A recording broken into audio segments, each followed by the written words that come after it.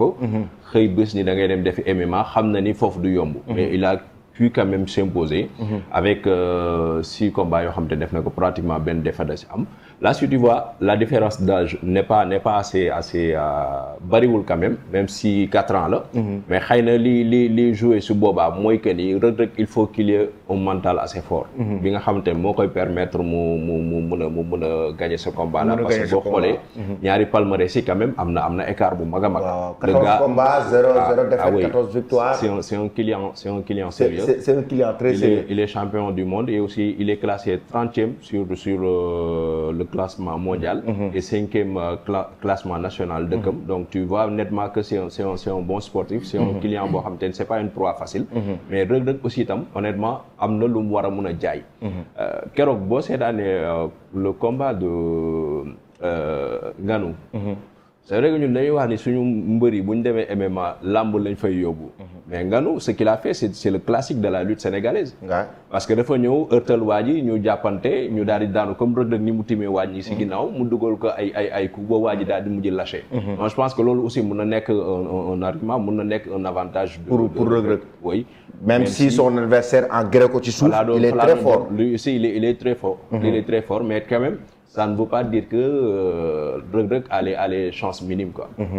am na ñu ne wax ne Ndeye Coumba est-ce que dafa tiit parce que mi ngi xool écran bi di xool Malikhin boobu ba tey waxul. non dama doon bàyyi Samb développer son argument avant may jël la parole parce que bëgguma ko jël parole mu naan voilà Ndeye Coumba jël na parole bi si man quoi. comme que j'ai décidé d'être xam nga jouer fair play. donc dama ko doon bàyyi ba mu daanee mu soog a jël Samb pare nga mu jël. waaw. Sam non Sam pare na bàyyi tooñ.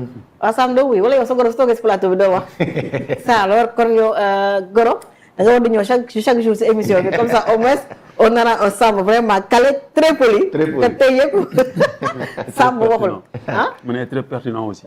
Pertinent waaw moom il a été toujours pertinent mais tey par rapport ak le fait qu'il soit calme comme ça là. et d'habitude il n'est pas calme. sama goro xam na ma xam na man na waa yow. xam nga ni mu ngi nekk si yow nag ñaareel. man maa jiite foofu. ah ok comme boobu baax na. bu fi indi problème. benn combattant la non pas combattant sportif bi jour bi.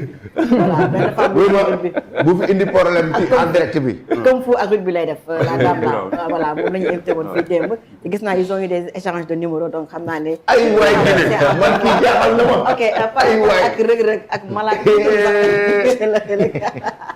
donc comme l'a dit Samb il va venir en challenger mais bon par rapport ak lutte beeg yooyu yëpp lutte Reug Reug il est très calé aussi en lutte parce que ce n'est pas pour rien qu'il a été plusieurs fois capitaine de l'équipe nationale et il a représenté plusieurs fois li nga xam ne moom mooy lamb ji au niveau international donc il va venir jouer relax sans complexe aussi dañuy fàttali ne que Reug Reug aussi dafay jàng il est en train d'apprendre parce que si combat la def am si benn défaite ak 4 victoires successives si li nga xam ne moom mooy MMA petit poussé la mais bon comme on dit rek en sport rien n'est impossible et il peut bien jouer il a une bonne carte à jouer mais ce sera pas facile c'est un défi très colossal pour ki nga xam ne moom mooy Reug Reug pour ki nga xam ne mooy mi ngi war a affronter pour adversaire mi nga xam ne il n'a pas encore eu de défaite ak aussi par rapport ak li nga xam ne mooy palmarèsam 14 victoires devant ki nga xam ne il a eu que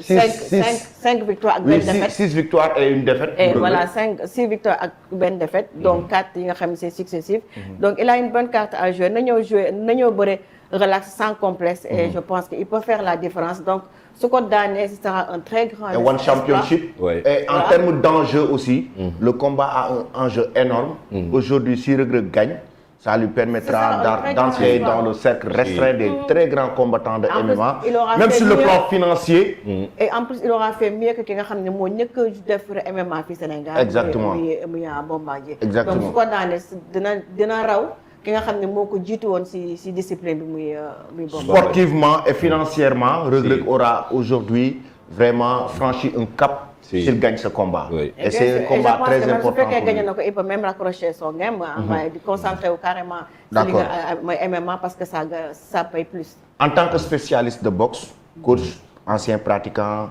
et président de fédération de boxe, aujourd'hui, techniquement, Reug Reug, Anatoly Malikhin, techniquement, le combat, aujourd'hui, MMA, lay def. Boo ñuy décortiquer l'avant-combat, techniquement selon yow lan la ban genre boxe la Reug Reug war a aborder ci combat bi. Bon, c'est vrai que quand on est dans des disciplines comme li ñuy woowee des combats, disciplines de combat yi, pratiquement interprétation bi du différer, que ce soit en savate, en MMA et tout ça, c'est à peu près la même chose. Donc moom par exemple si on prend li ñuy njëkk a xool mooy par rapport aux mensurations. am na rallonge boo xamante ne moo gën a gudd bosu adversaire am. Parce que Reug Reug est à 1m80, 80 je crois. 90 son adversaire 1m80, oui. Voilà. Donc rien qu'avec ça veut dire que il sera plus avantagé avec la distance. Mu travaille avec une distance moo koy gën a arrangé. Pourquoi? Parce que l'adversaire bi nga xam moo gën a gàtt ay cër, il fera toujours tout son possible pour casser la distance entre eux deux. Voilà, loolu moom mooy avantage. Donc moom le plus muy maintenir disons son adversaire à une très bonne distance, mieux ce sera pour moi. Maintenant, après, on va voir si on traîne dans l'usure, qu'est-ce qui va se passer. C'est-à-dire, quand moi, endurance sinon, ça va jouer. Voilà. Après, au-delà de tout ça, on va devoir parler de l'expérience. Parce que quelqu'un qui a quelque chose comme 14 combats, 14 victoires, il est à 100%, on dira. Voilà. Mais mon avantage, moi, en tant que challenger, tu n'as rien à perdre. Voilà. C'est juste un essai que tu fais, ça marche, tu avances, ça marche pas, tu te prépares davantage. Mais justement, est-ce que c'est pas un très grand défi ce combat pour lui? Parce que ça lui permet d'entrer dans, comme je dis, aujourd'hui dans le top des tops en termes de MMA. S'il gagne ce combat, Reug Reug sera un combattant confirmé au sommet du MMA mondial. À mon avis, il est déjà confirmé. Parce que bon, tout ce qu'il a eu à traverser, Lolo, c'était pas donné. Lolo ben là. Mais le truc qui se passe moins, quand on est à ce niveau-là, il n'y a plus de marche en arrière. Lolo ben là. Ben bi moy. Actuellement, boy tassé ko xamné mo la mën. Bon, je veux dire en termes de réalisation. Yow forcément am nga lo ci mëna jàng. Dans tous les cas, il y aura pas de défaite pour lui. Voilà. Mais il a beaucoup de chances de s'en sortir s'il joue sur li nga xamné mom moy ses atouts naturels avant tout et sa jeunesse aussi. Voilà. Et sa jeunesse. Oui. Et parce que Malikhine et Reug Reug moo ko mag aussi. Mais en termes de boxe. Non, Malikhine moo mag Reug Reug. Je veux dire waaw Reug Reug Malikhine moo mag Reug Reug autant pour moi. Il a 36 ans, Reug Reug 32 ans. Même si l'écart n'est pas énorme aussi. Exactement. Maintenant, en termes de boxe, côté boxe, aujourd'hui, quels sont les avantages de Malikhine? Moi, li ma wax déjà il y a la rallonge. Le fait que moom ay loxom moo gën a gudd. Non, de Malikhine. Non, de kële kan ngay wax. Malikhine waaw. Moom avantage bi moom. Il va quand on est détenteur de ceinture, la personne qui arrive comme étant un challenger, da nga koy bàyyi mu exprimer et tu vas profiter de ses erreurs. Ouais. Tu vas profiter de ses erreurs. Parce que kii day ñëw def yëfu xale, kii ñëw def yëfu mag. C'est juste ça. Expérience lay. Voilà. Parce que quelqu'un qui détend une ceinture, il sait que il lui a fallu beaucoup de choses pour arriver à ce résultat. Donc du ñëw mu jaay ko comme ça, mais saraxé ko comme ça. Il va prendre le temps d'observer son adversaire. Mais côté KO, est-ce que c'est possible de voir quand même Ben Reug Reug mettre KO Malikhine? Oui, si on prend un pourcentage, le pourcentage de KO bi Reug Reug am moo gën a rëy ba su kële. Sur 6 combats nga def 4 KO, moom moo ëpp, il est beaucoup plus en termes de pourcentage, moom moo gën a ëpp chance de KO. Moom Reug Reug.